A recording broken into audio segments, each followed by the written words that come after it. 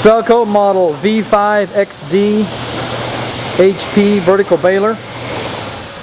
Unit is powered by a 15 horsepower, 230 volt, 3-phase electric motor.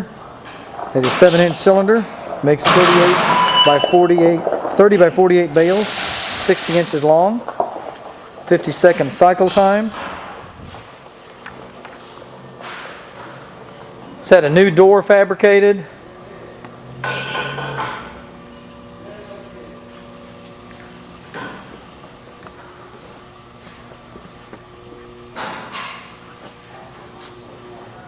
The hydraulic power pack and the ram. These are the controls. We'll now demonstrate the operational status.